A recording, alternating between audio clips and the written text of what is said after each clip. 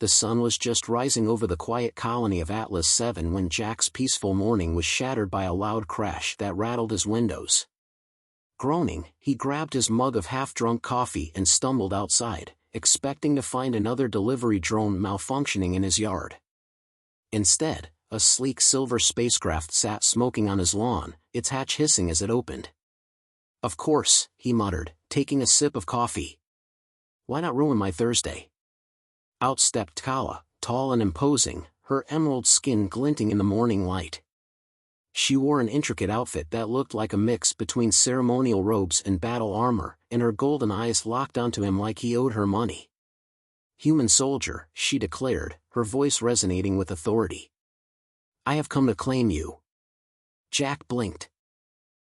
Come again?" Kala stepped closer, her expression firm. "You saved my life during the great conflict of HFY Wrath. By the customs of my people, I am bound to repay this debt. You possess me now." Jack choked on his coffee. Wait, what? Possess you? Lady, I don't even own a decent pair of socks." Her brow furrowed in confusion. "Is this not clear? My life is yours. I am yours."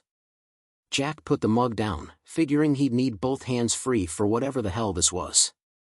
"Okay, Kala, was it? Look, I don't know what kind of alien vow thing you're talking about, but I'm retired. No wars, no life debts, and definitely no possession." Kala tilted her head, clearly not understanding his reluctance. "You are rejecting me?" Her tone held genuine disbelief, as if no one in the galaxy had ever dared say no to her. "It's not personal," Jack said, trying to sound diplomatic. "I'm just confused, and also still half asleep. Could we rewind to the part where I saved your life? Because I don't remember much beyond trying not to die myself." Kala's expression softened. "You were aboard the Resolute during the HFY Wrath ambush. While others fled, you activated a defense system that saved not only me but my entire fleet. Your courage was unparalleled." Jack scratched the back of his neck. "Unparalleled, huh? Funny, I remember hitting a random button and praying it wouldn't blow us all up." Her lips curved slightly, almost a smile. "You display false humility.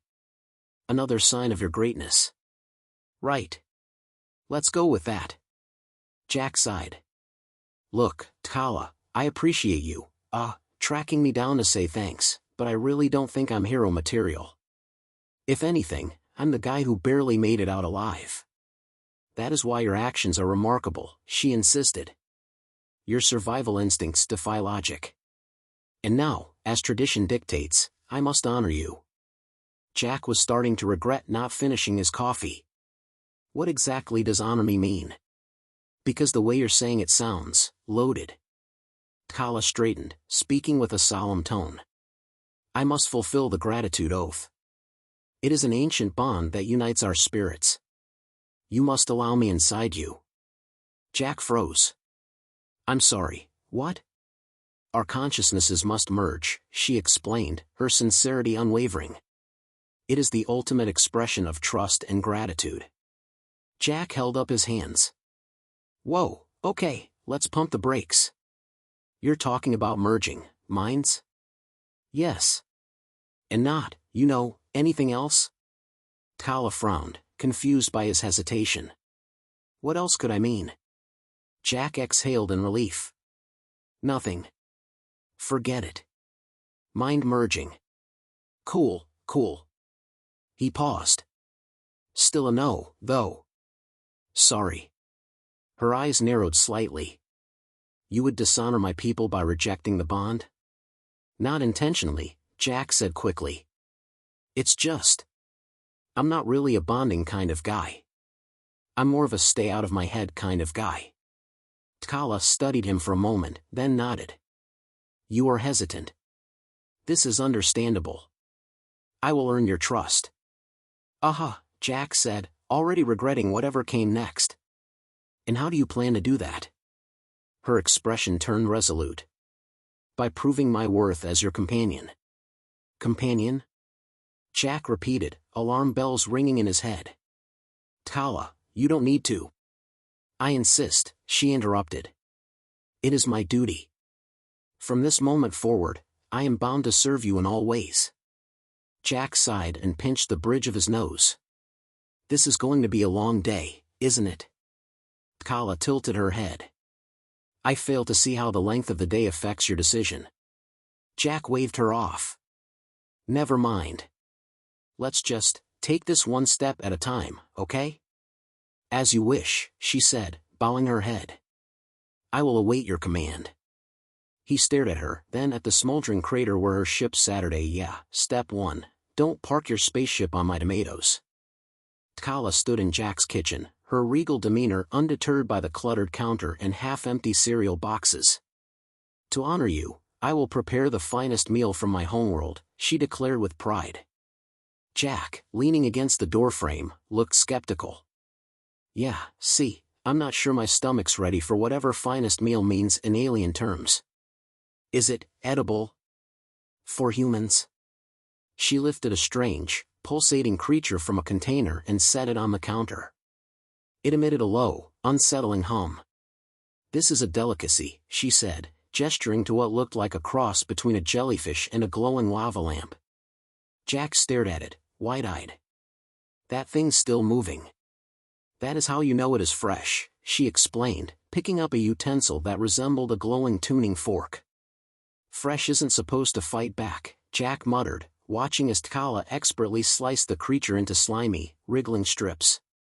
She turned to him, holding up a piece. You must consume this first.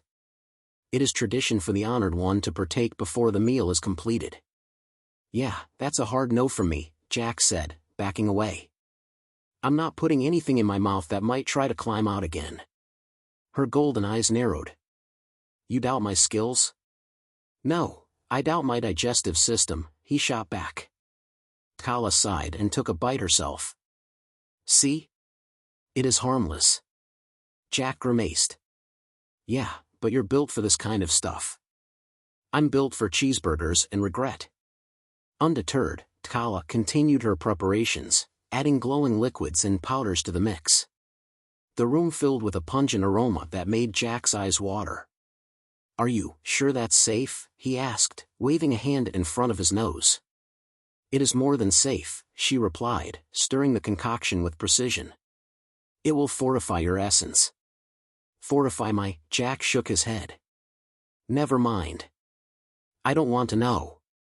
When the meal was finally finished, Tkala placed the dish in front of him with a flourish. It shimmered ominously, the colors shifting like an oil slick. Behold, she said proudly. Jack leaned over it, cautiously sniffing. His stomach churned at the smell. Yeah, I'm just gonna admire it from a distance. You must eat, she insisted. It is the ultimate sign of respect. He sighed, grabbing a fork and prodding the gelatinous mass. It jiggled unnervingly. You're sure this won't kill me? Tkala nodded solemnly. It will only strengthen your connection to the cosmos. That's not exactly reassuring, he muttered before taking a tentative bite. The taste hit him like a brick wall, spicy, sour, and weirdly electric. He gagged but forced it down, his face contorting in a mix of horror and regret. Oh, God. It's like licking a battery covered in hot sauce. Tkala beamed. You are adapting well. Jack grabbed a glass of water and chugged it. If by adapting you mean not dying, then sure. Satisfied with his reaction, Tkala declared the meal a success. This is the first step in our bond, she said, as if this ordeal were something to celebrate. Jack groaned. If the next step involves any more glowing food, I'm out. Tkala gave him a curious look. You humans are amusingly delicate. Delicate? I just ate an alien science experiment, he shot back. Cut me some slack. She tilted her head thoughtfully. Perhaps I must adjust my offerings to suit your fragile constitution. Gee, thanks, Jack muttered, pushing the plate away. Later, Tkala insisted on performing the gratitude ceremony. It is a sacred dance passed down through generations, she explained, clearing space in the living room. Jack crossed his arms. A dance? I'm not much of a dancer. You do not need skill, she assured him. You need only surrender to the rhythm. That's exactly what bad dancers say, he muttered under his breath. Kala activated a small device, and a hauntingly beautiful melody filled the room. She began moving gracefully, her motions fluid and hypnotic. Jack stood there awkwardly, unsure of what to do. Is there, like, a tutorial for this? Simply follow my lead, she said, extending her hand. Reluctantly, he took it, and she guided him into a series of steps that felt more like interpretive yoga than a dance. Her movements were elegant, while his were stiff and clumsy. Am I doing this right? He asked, nearly tripping over his own feet. You are adequate, she said diplomatically. High praise, he muttered. As the dance continued, Kala's movements grew more intricate, involving spins and close contact. Jack found himself uncomfortably aware of how close they were standing. Is this part really necessary? He asked as she placed a hand on his chest. It is essential, she replied.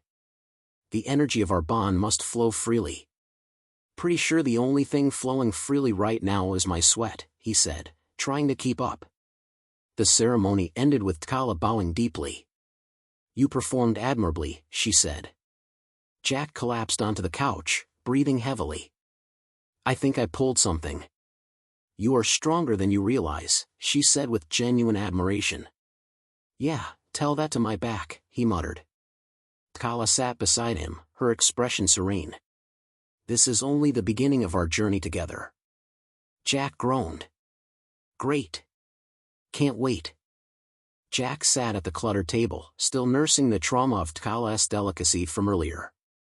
She was now seated across from him, her golden eyes fixed on his with an intensity that made him squirm. Jack, it is time you understand the depth of your actions, she began, her voice calm but weighty. He raised an eyebrow. You mean accidentally pressing the hero button? She ignored his sarcasm. Your actions saved not only me but my people from annihilation. The fleet you stopped had waged war against us for generations. By halting their advance, you shattered their power and brought peace. Jack blinked, leaning back in his chair. Wait, what? All I remember is trying not to get blown up. I had no idea it was that big a deal. It was monumental, she said, leaning forward. Our history is now divided into two eras, before Jack and after Jack. He snorted, then realized she was serious. You're kidding, right? You didn't actually name an entire historical timeline after me. It is the only logical way to honor you, she replied matter-of-factly. Jack groaned, rubbing his temples. Great. I'm a footnote in alien history, and I didn't even know it. You are far more than a footnote, Kala said earnestly. You are a symbol of hope and unity. Yeah, I'm really nailing this symbol of hope thing, Jack muttered, gesturing to his messy kitchen and unwashed dishes. Kala tilted her head. Your modesty continues to inspire. It's not modesty, he shot back. It's confusion. I didn't do anything special. That is precisely what makes you special, she said. You acted without expectation of reward or recognition. That is true heroism. Jack sighed. Hero or not, I'm just a guy trying to enjoy a quiet retirement. So, if we could dial down the whole cosmic savior thing, I'd appreciate it.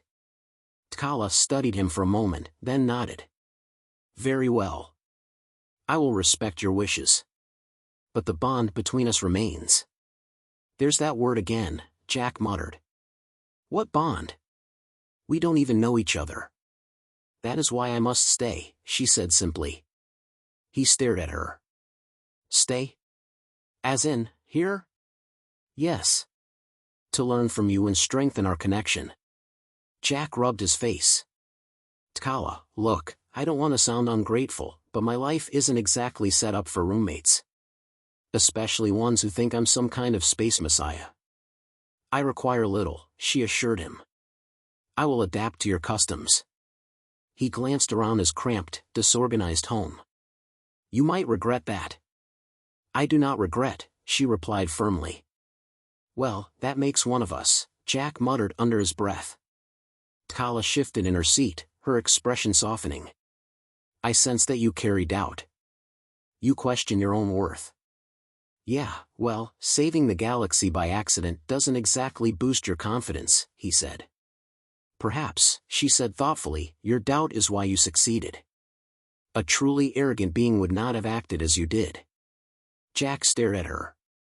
Is that supposed to be a compliment? It is an observation, she replied. Great. Thanks for the alien therapy session, he said, standing up. I'm going to need a drink. Kala watched as he rummaged through the kitchen, her gaze unreadable. Do you not see what I see? Nope, he said, popping open a beer. And I'm perfectly fine with that. She rose gracefully, moving to stand beside him. Your people are fascinating. You hide your strength behind humor and self-deprecation, yet you achieve the impossible. Jack took a sip of his beer. Yeah, well, we're great at stumbling our way through things.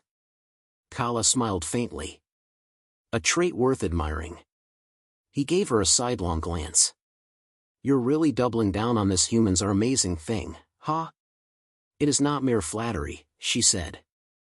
Your species has a resilience that defies logic. You face adversity with determination and creativity. Jack smirked. You make it sound a lot more impressive than it feels. That is because you underestimate yourself, she said. Maybe, he admitted.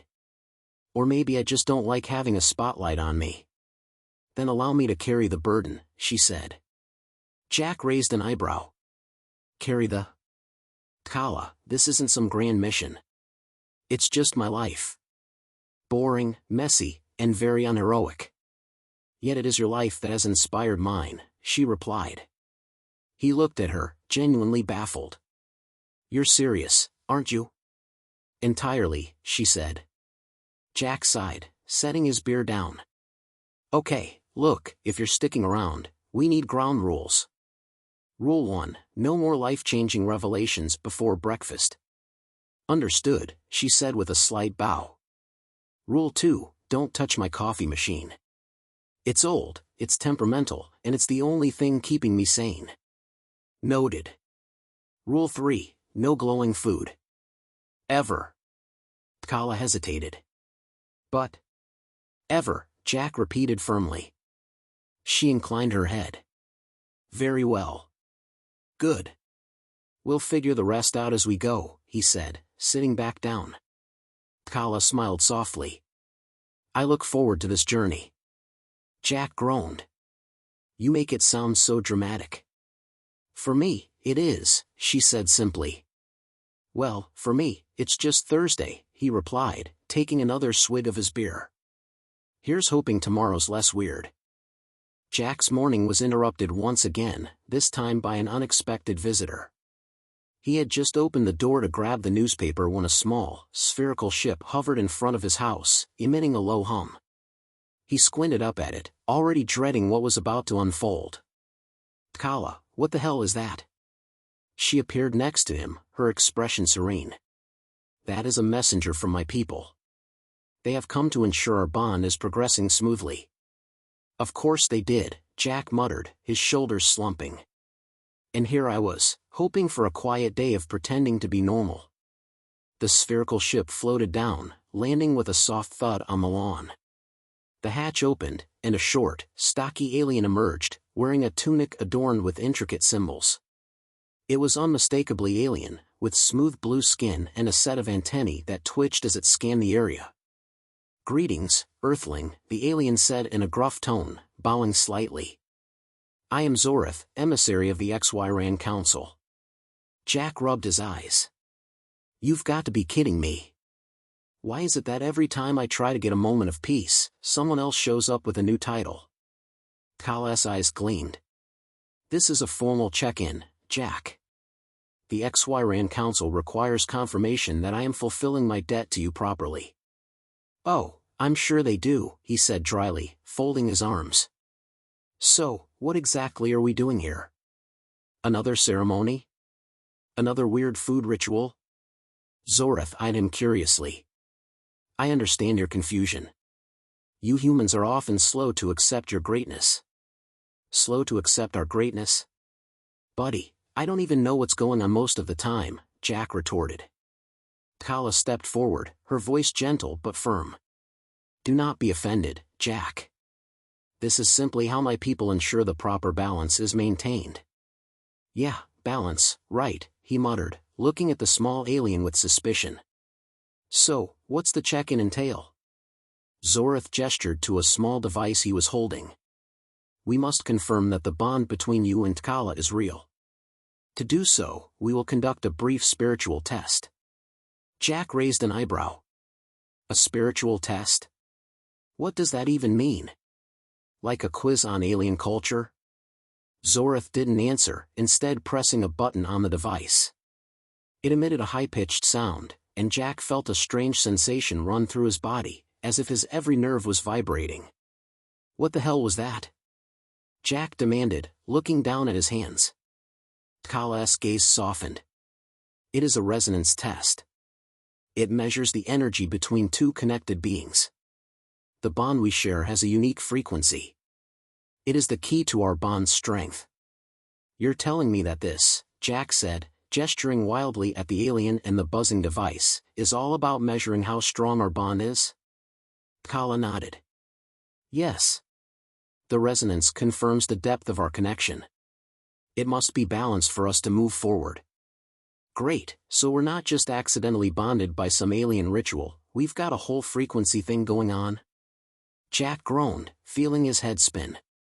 Zorath nodded solemnly. Exactly. And it is critical that this bond is fully realized.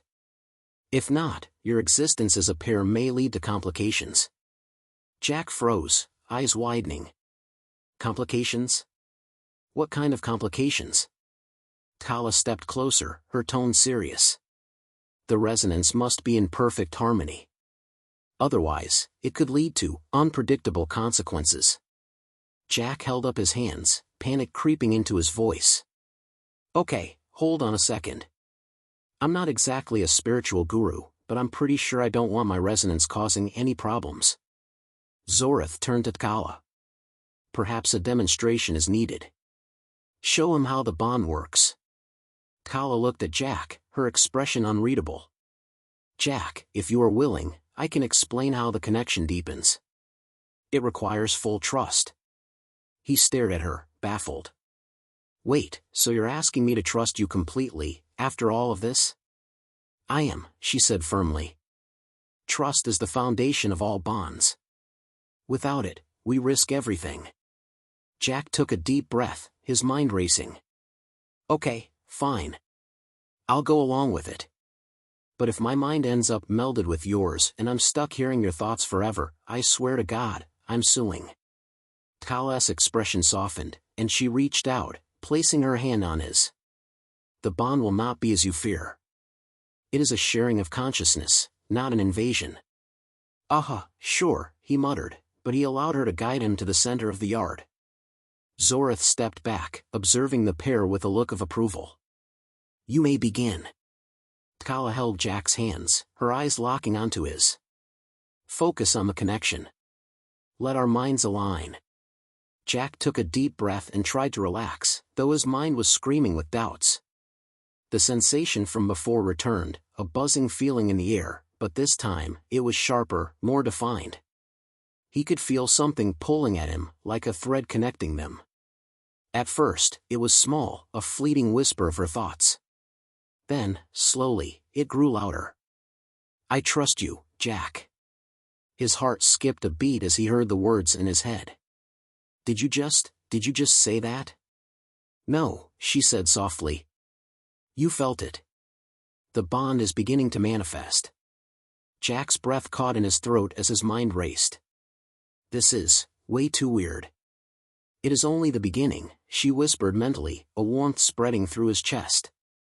For a moment, he felt oddly calm, as if everything that had been bothering him for days was suddenly insignificant. But then it hit him. Wait a minute, Jack thought. Are you in my head right now? Kala's mental voice was gentle but clear. I am with you. But only as you allow me, Jack's eyes widened. Okay, this is way more intimate than I signed up for. She smiled slightly. Asterisk, do not fear it. Our bond will only make us stronger, asterisk. Jack shook his head, trying to break free from the connection, but it was too late. The thread that bound them was too strong now, and as the resonance grew, he couldn't help but feel the pull. Zorith, watching from a distance, nodded approvingly. The resonance is stabilizing. The bond is real. Jack sighed. Yeah, no kidding. This is way more than I bargained for. Tala's voice came again, gentle and soothing. Asterisk, we are now linked, Jack. This is the true beginning of our journey, asterisk. Jack could only respond with a resigned groan. I really need a drink.